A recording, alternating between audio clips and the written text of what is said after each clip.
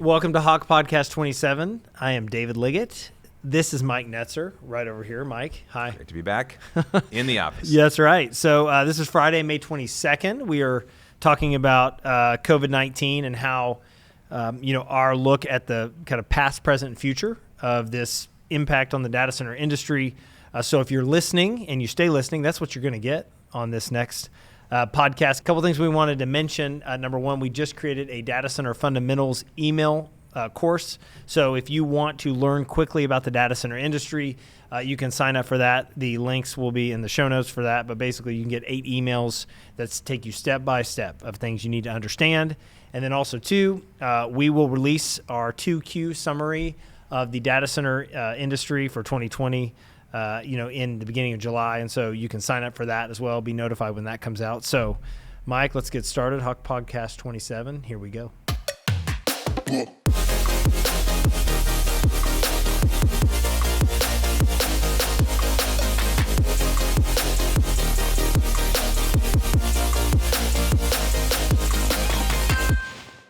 This is HawkPodcast 27. We're back. As you can see, we are in the office. Live from our office, socially distanced. I think we're about 6 feet. Yes. I'm David Liggett. This is the great Mike Netzer.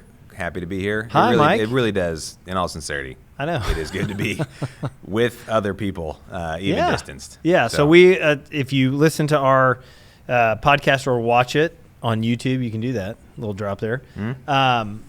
We are in Texas, so we're in Dallas. And so a week and a half, 2 weeks ago, they started to open things back up a little bit more significantly related to businesses and how many people you could have in the office. And so we're starting to work through that here. I know every company is a bit different and whether depending on size and industry and all that stuff. But it's fun to be back and start to figure out what our new pace will be. It is something we're taking a look at every day, every week and saying, how can we do the best job where we're at with what we've got? Hey, we work with what we've got. That's right. We make do. There's a kindergarten teacher, by the way, side note, at our school that tells the kids, I think this is great. You gotta do what you have to do so you can do what you want to do. Mm. And I told my son, work hard, play hard. Who's in third grade, I said, now he's in third grade, I said, there's a lot of adults that need to hear that as well. There sure is. Me on certain days, I'm sure. But no, this is fun. Mike, so what's just before we jump into here, so we know that we certainly have, I know all of our friends listen to this, of course, but we also have data center industry folks that we catch up with as well. But what have you been doing in the midst of this last kind of month? What's maybe been a highlight or two from your perspective on kind of the different time situation we've been in where we've had more time to do some things? Spring is the nicest time of the year in Texas. Yes. All 15 minutes of it. But having sports canceled writ large for the spring has really freed us up to enjoy some things we don't normally get a chance to enjoy in the nice weather. So a couple of weeks ago, we went on a little hike, Waterloo Cave Trail. It was cool.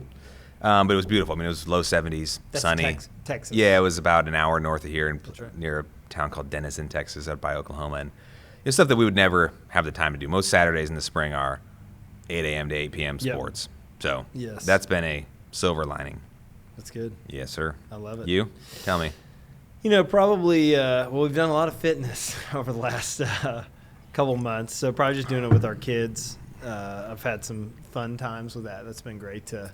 You've done some fishing as well, if I understand. I have Tell done me about some the fishing. fishing. You caught a lunker, as my dad would say, or my grandfather, or maybe great-grandfather. Yes. No, I have done a little fishing, and we, in Texas, we'll do some bass fishing.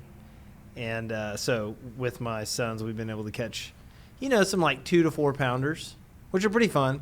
I would say this, if you have kids, anytime they're catching any type of fish, super fun. I mean, it could be like a little perch. Fishing is miserable. Catching is a lot of fun. That's true. So that's why they call it fishing, not catching. But all I have to say, it's really fun when you get like my 9-year-old who has pulled out some pretty big fish. You can barely hold it just because it's like that big. So pretty fun. So yeah, man. But listen, I'm excited that we're getting back to a different type of situation in our office, but we're excited to be back and definitely excited to have our next podcast. It's been a little bit since then. We've done several Hawk Talk interviews, what I call the at home edition, which is from the Liggett home, and then wherever our people that we're interviewing are, and so that's been awesome. So we've got one from a stream that we just streamed, data centers that we just published. We have one with Jones Lang LaSalle, Andy Svengross out of Chicago. He's one of the lead data center experts in that market. We just sat down yesterday, I believe, with the CEO of EdgeConneX, Randy Brockman. That's a great one. He has some great comments on where the U.S. and European market's going. So we have been doing video stuff, but not this type from a podcast perspective, but that ends today because we're back. It starts now. Yes. So what do we got? What will we be covering on this podcast? Yes, I thought it'd be good to take a look at stuff we talked about 6-8 weeks ago. And again, I don't think things are changing quite as rapidly now as they were then. Things are still changing, but again, to say that where are we? What is the industry doing in reaction to the kind of ongoing, continued COVID-19 impact? So, you're starting to see more and more large companies make these kind of more grand work from home plans, and so we've all had 2 months to react to this and make our own plans. So, just talk about, hey, what did we talk about 6-8 weeks ago? What we were thinking we'd be at today, and how have those things come to bear? And then talk about, hey, what does this look like going forward? Yeah. And take a look at, again, even further back, some of the predictions we made at the beginning of the year. Sure. As far as what markets we thought would be moving or what some larger trends would be and how COVID has impacted those and what do we think the result will be going forward next couple quarters. So it's almost a prediction, look back, and then a present evaluation. I like to think of myself as a armchair director. If anybody watched The Last Dance, which I'm sure every single person did. Great. The way they told the story was like a chapter from the present, and then they did a little dial thing, a chapter from the past, present, past, and they kind of gradually worked it up towards 1998. What was your favorite part of the Last Dance? I just loved all of the Jordan audio. I think the reason I think he will always be considered the greatest is because of his, again, obviously a great basketball player, but just his candor. Sure. And his unvarnished competitiveness that we just don't see anymore. Everyone's so concerned with PR and image and blah, blah, blah, that, he was the last of that era that could do that, I think, Sure. and not be just – I just wonder what it would be different if he were around today. But just his comments are just so honest. Yep. He just wanted to win. He really did. Yep. And he was willing to do anything he could to do that. Yeah, I was struck by the cost at what it takes to – compete at that level, it costs you all the extra stuff you have to cut out of your life so that you can focus completely on that. A lot of his teammates, it sounds like felt like he was a bully, but his comment was I was doing that to push them so that we could, to your point, we could win. And so looking back, I'm sure they're it was great to be bullied for that time period because we got 6 championships, but Sure.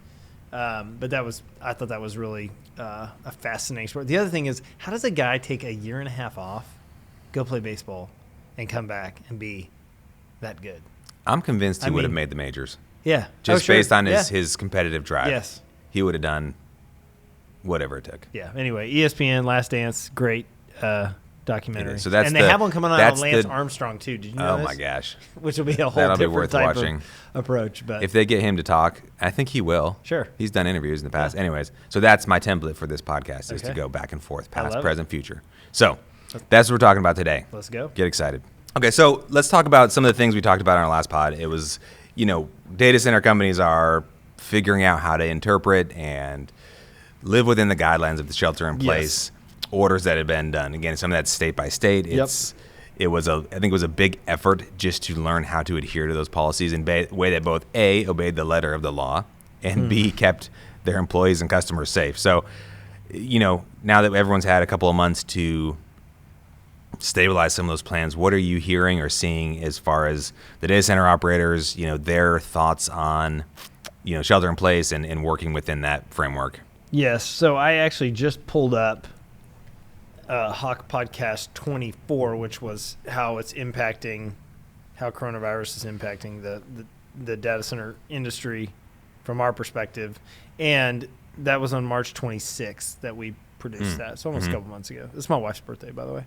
And she's 26 now? Yeah, 29. That's when it was produced. That was not when we did it. So, but I guess my point is, so 2 months ago, and I think a number of the things that we believed would happen, have happened. And I think it's specifically around, I think one of the hardest things when we first started was getting, understanding what the new framework was that we were operating within. And there was a period of a couple of weeks where I think data center users and operators had to figure out how to continue to operate facilities in the midst of government guidelines changing. And, I've done a lot of risk assessments on things that could impact data center operations over the last 15 years. And, a pandemic and its impact was always at the bottom of the list. I mean, we've always looked at airplane flight paths and train derailments and issues with, supply chain and things like that, but not this type of situation.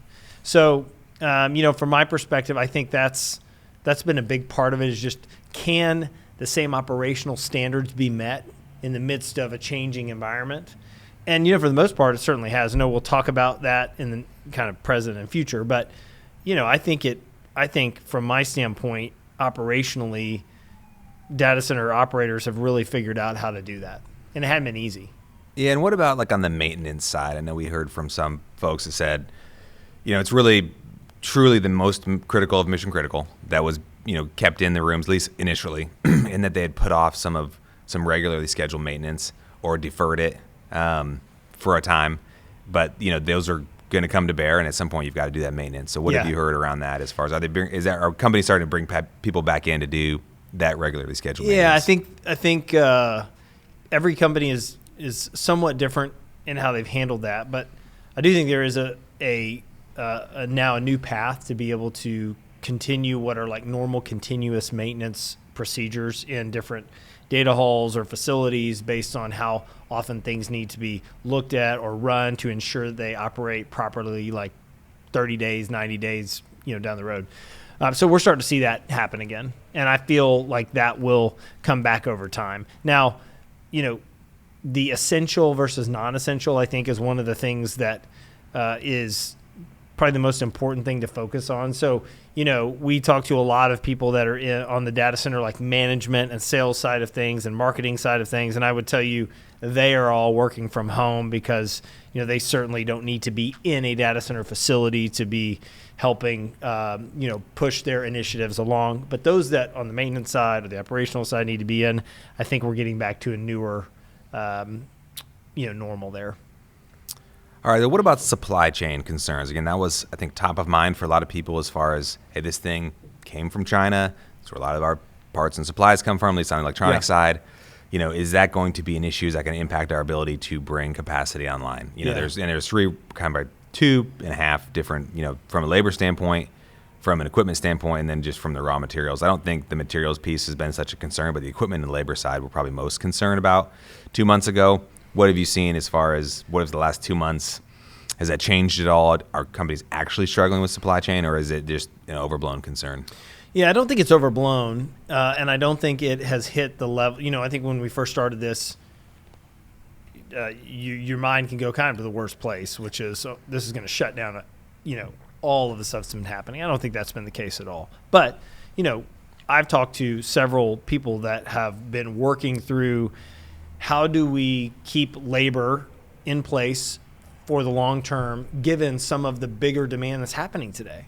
That's one of the things that, I think we've talked about this on other podcasts, that, the first quarter in the U.S. data center market and the European data center market was really strong from a demand perspective. So there's going to be a lot being built over the next 6 to 12 months based on what happened in the first quarter.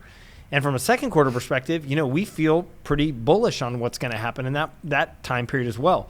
So when you put those two things together with some of the operational issues that have happened, it's kind of created a storm of problems that could come to large data center users or data center operators if not proactively thinking about how to secure supply chains. The good news is, if you listen back to 2 years, 3 years ago, that is really when the supply chain conversation happened with the large data center operators around how do we mature our supply chain to deliver our capacity in economically and operationally and in a time manner where we can meet the needs of large users.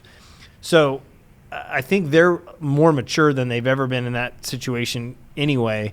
And, I think there will be some hiccups here or there, but for the most part, I believe that they'll be able to continue to deliver the supply, moving forward. And I think they've got a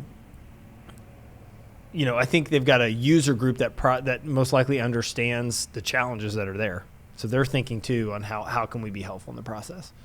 Yeah, and I think one thing we're talking about off air is maybe there being a difference in these impacts from a large provider versus a small provider, just from a buying power standpoint. I mean, if you're buying 100,000 of something versus 10, you're going to get a different response from the supplier. Point. So, what have you heard in that respect? I mean, just what you said, and I think that if you're the more buying power you have right now, the more leverage you have. Because you have the ability to secure things in situations that maybe some smaller companies don't have. Sure. All right, then last, the concern about non-paying customers or companies asking for rent relief. Yes. We've heard about a lot of companies going bankrupt, and certainly that's going to have an impact, but, not necessarily in the data center industry, but in general. So has that, again, come to bear? Has that been a material impact on their bottom line, or has it been, I've also heard a lot of people are just asking for rent relief just because they can. Yes. And I'm sure that, that's an issue as well. But as far as legitimate companies not paying, have you seen that be an issue? Well, off air, something else we've said this week is just because you can doesn't mean you should. And are you a parent? You sound like a parent. It's amazing, yes. But so I've got a couple things to say about that. One, we look at the data center industry from the commercial real estate lens. So all the information, if you're on our site and you look at our insight tool, I mean, we're tracking that market like we would track the commercial real estate industry. So we're looking at things like vacancy rates and absorption and those type of measurements that can tell you the health of a market. So we pay attention to like what the office market is doing. And that's a really good example of, companies are not in their office space right now. I mean, we are, but there's others that are not. And so those companies are looking at that cost they're putting out going, hey, we are not getting, for the money we're putting out, we're not receiving any benefit right now, right? Because our people are working from home. And there's some companies that will probably stay working from home in the future.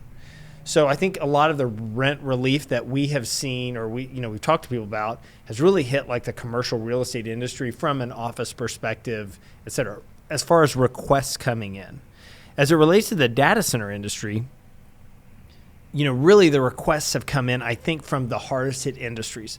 The travel industry, I know like we haven't been on planes anytime, probably don't have, plans to do so in the future.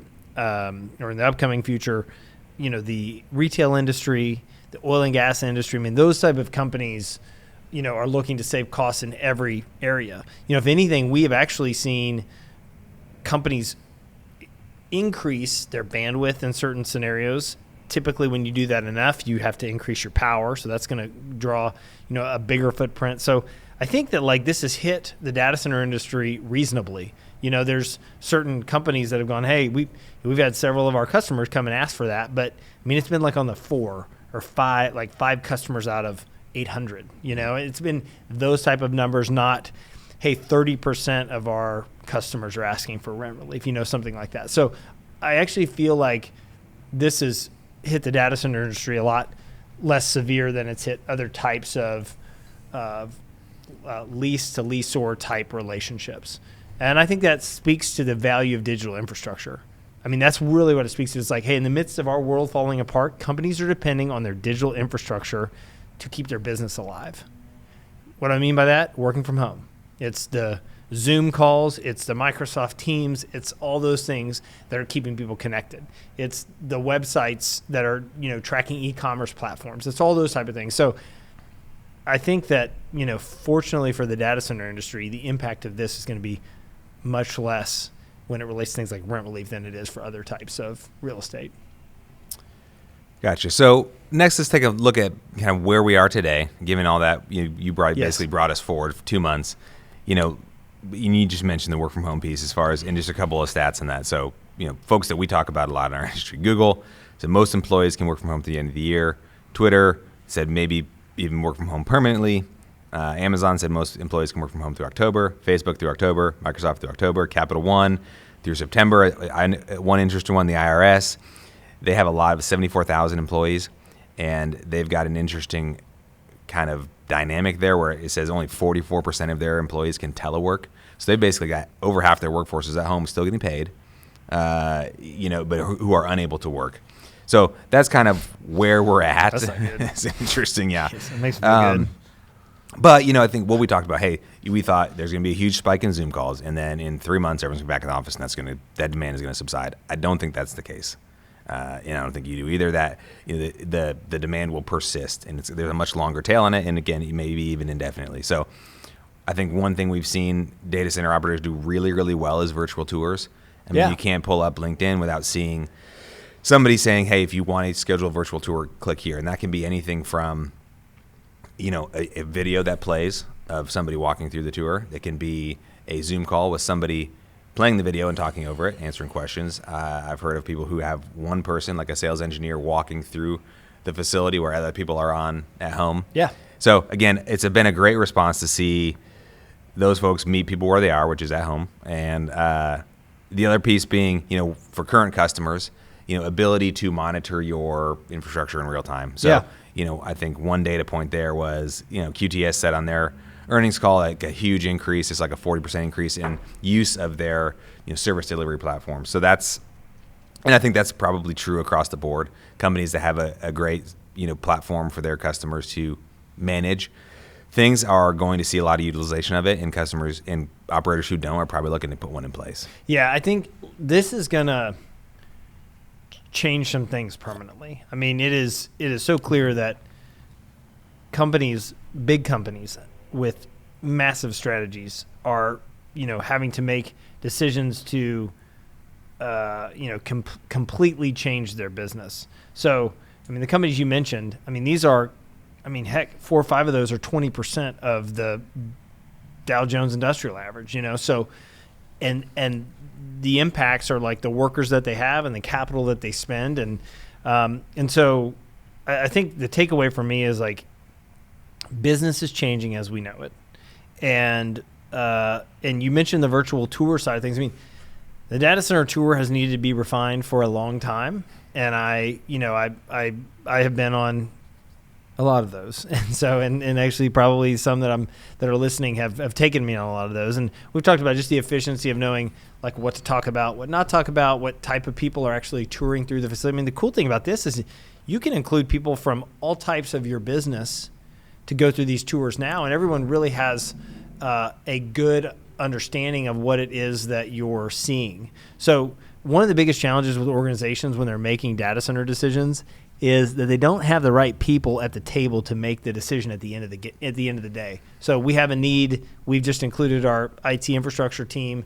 And at the end of the day, you also need the finance team. They got to know what you're doing. They're the ones signing the check to spend the money. You got to have your C-level individuals at some point. You got to have it might be the real estate and procurement team. So the virtual tour allows you to really do that and more effectively get through some of the challenges that, hey, we got to get everybody to Chicago on, June 1st because we're going to be touring 8 data centers. Like that just, you can't, it's hard to bring 20 people. But now with a virtual tour, you can. So I think that's, really smart. And I think the data center operators that from a marketing perspective figure out how to really plug that into what they're doing, will be able to get, a lot more eyeballs on their facilities, which is obviously what they're trying to do. Yeah. So again, there's some silver lining to all this in that people are being forced to adopt new technology and policies that they normally otherwise wouldn't have. So, and we've seen the industry really step up. So it's been encouraging to see. And again, we're seeing a ton of growth in that. So it'd be interesting to see what happens in the next several months. Yeah. I know it's been easier for us to schedule some of our interviews that we do because people are home. It's a lot easier for me to get someone on Zoom and walk through a, 30-minute discussion on the data center industry than it is for us to coordinate schedules. And, in the past, I'm traveling everywhere, that person's traveling everywhere, and getting us at the same time, same place to sit down and talk is much more challenging. So that's been a lot. That's been I've been surprised and encouraged by that ability to be able to do those things a little bit more easily than normal. All right, so let's talk now about future going forward. This is the montage part of my documentary where we have a little flashback to the forward. A funny note, we've been watching Back to the Future movies with my kids. Oh, man. And some movies just play better to the 8 to 11-year-old demographic, and that one plays really well. Interesting. There's some over their heads material, but there's also some stuff that they think is pretty funny. Yes. And they're like, well, so he was in 55 and now he's 1985, and what if he sees himself? Like, they even get there's some inherent problems with that, but yeah. Anyways, so talking about the future. Children. So I went back and looked at so you went to podcast 24, I went back to podcast 20, which was 2020 predictions, which was one of our highest viewed podcasts of all time, actually. I think people like to hear prognostication, and you, sir, are the king of prognostication. So I thought it'd be fun to look at, hey, when we were looking at 2020 from the beginning, what sort of trends did we think were going to define the industry? Yep. And how has COVID-19 impacted those predictions? So I've got a list here of a couple. I thought we'd just go through them point by point and get your thoughts, sir. Yep. All right, so point one, large cloud service providers will be greater than or equal to 2019 in leasing activity. Yeah, that's correct. Has that happened? Yes, and it will. And how has COVID-19 impacted that specific prediction? Yeah, it'll make it more. Accelerated it. It was already happening anyway, but it's going to happen even more. I mean, I think that... Sounds like you know something we don't know. No, that's not true. I just, because I'm the king of prognostication, apparently. No, but I think... this year in certain places there will be records set as it relates to supply delivered and leasing volume. Yeah, and I think, it makes perfect sense. Yeah. Right? I mean, we were big Amazon people before this happened, but we've even increased that. Yeah. I always think I'm pretty middle of the road when it comes to most things. Yeah. And so if I'm doing it, I'm assuming there's other people doing it as well. Yeah, and just at the personal level, at the business level, I think everyone now has really wrestled with ordering groceries online and figuring that out. And I don't, again, I bring that up because it's an e-commerce platform that supports that. And there's a number of things like that. So that's at the personal level. At the business level, we've all had to figure out how to operate our businesses in different environments. And so, you put all that together, and the people that are going to benefit from that are companies that have, number one, infrastructure internally to move fast and change things, right? And then two, just companies that can support growth on a global basis, So, certainly think that number. I think we're right on that prediction. Good. All right, number two, we thought there would maybe some growth in smaller markets. And so, some of Columbus, Denver, Salt Lake City, Hillsborough to some extent, those markets would see, I would say, growth that's disproportionate to their market size, their relative market size. Yeah, I think that's been a little less than I thought at this point. I mean, we've, I like that you don't mind admitting when you've been wrong. It's a mark of humility, sir. Yeah. Well, hey, and you're right there on the wall, humble. There we go. Come to my home, and I do that a lot.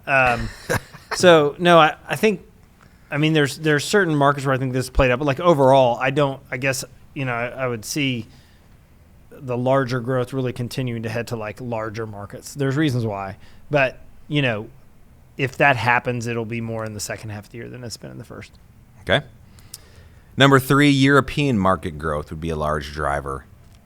Has that come to bear? Yes, that check. Is correct. And we've talked about kind of the cross-pollination, I'll call it, of people who have predominantly European footprint looking to get into the U.S., and vice versa. Yes. So, talk a little bit about that and how that's, I think played out here. Yeah, more U.S. to overseas than overseas to U.S., although we have seen some overseas to U.S. growth in the last quarter. But, I really think that, what's happening in Europe is fascinating. And, markets like Frankfurt and London and Paris now and Dublin, and, Amsterdam to a point. You're starting to see some much bigger growth there. And so I think we're right on that one. I think that'll continue this year and next. Okay. Next, number 4, land banking. That would be a strategy employed by large data center operators to continue to make sure they've got flexibility, availability for big demand coming in. Yeah, it depends on the market. So I think we've seen probably less of that in the U.S. this year, maybe more overseas. And But we saw a lot of that in the last couple of years. So there's, my thought on that is that there's a number of companies that feel like, hey, we've got the pathway moving forward. We have secured from a land side of things in the U.S. But I do think that trend is happening in international markets. And then the COVID-19 impact on that specific prediction, you think has been more or less different by market? By company. I think is the real, that is, if a company is successful in doing any type of leasing with some of the large cloud service providers, that will directly impact that prediction that we made, just given very quickly you can deliver $100 million of speculative capacity. So when you think about capital, if you say, hey, 10 megawatts at $10 million a megawatt, $100 million bucks. And if a company does a 10 megawatt deal, that's leased and you don't have capacity beyond that. Yeah. So, and I recognize that the data centers that are being built today are much more than 10 megawatts. There's, 36 megawatt campuses and 48, and some can build up to 60 or 90. But that's something that, it's a game. You're always looking at like how much inventory we have and like when do we need to make that next decision to have the pathway to the next amount of inventory. So, fascinating to watch.